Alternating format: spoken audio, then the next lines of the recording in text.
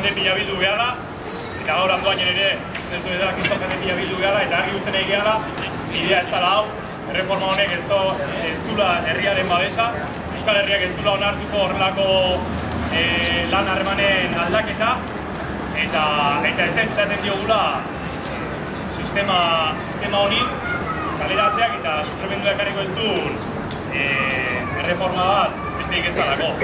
Esatea hau ez dela, ematen da lehenengo erasoa, langileak jasotzen dugun lehenengo erasoa, Zapaterok egin zuen, orain Rajoyek ematen du, eta hurrengoan beste bat emango da, baina hemen importantena da Euskal Herriko langileok erabaki behar dugula zer sistema mota nahi dugun, zein lan harreman mota nahi dugun, eta bertan erabaki behar dugula. Hemen importantena burujabetza dela eta bertan erabakitzea. Eta horregatik hemendik animatzea, borroka jarraitzea, eta animo lortuko dugula. Sigues.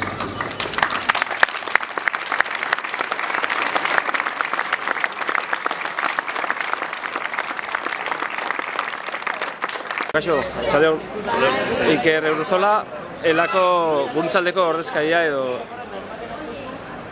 seiterdia dira, arratsaldeko seiterdia, gaur greba eguna deialdia izan da, eta ez da baloratzeko buruntzaldian da ez da gizartean eukin erantzunaren gainean balorazio egiteko modun. Bai, ja 12 ordutari damazkigu gaurko turno hasten danetik, eta esan beharreko daukagu buruntzaldean erabateko geldialdi izan dela.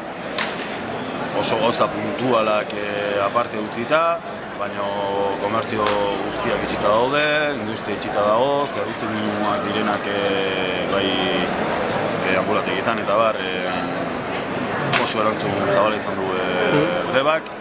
Eta honek indarra ematen digu. Nau ez da amaiera, hasiera da, eta garbi ikusi da gizartearen erantzuna nolako izan den erreforma honen aurrean, ezta?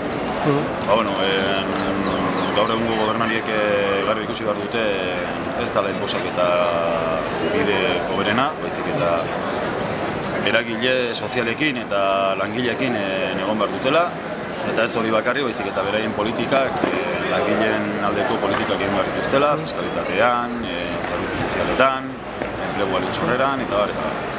Eta Espainia mailan ez dakit izan da, baina hemen Euskal Herrian erabateko izan da, oso bortzen da altuan izan da erantzuna, eta norbait gorritu behar du. Gaurko egunaren argazkiarekin norbaitek gorritu behar du. Laster dator, Rajoyren gobernuak presupuestoak eta aurkezteko ditugula iragarri du, zer handikan gehiago etorko dira, erreforma gehiago etorko dira pentsatuta?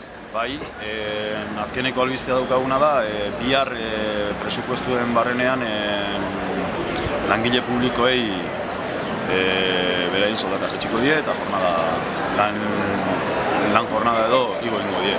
Hau da, erreformaren atzetik eta egiten dituzten erreforma guzti horiek badakigu zer mesedetan dian,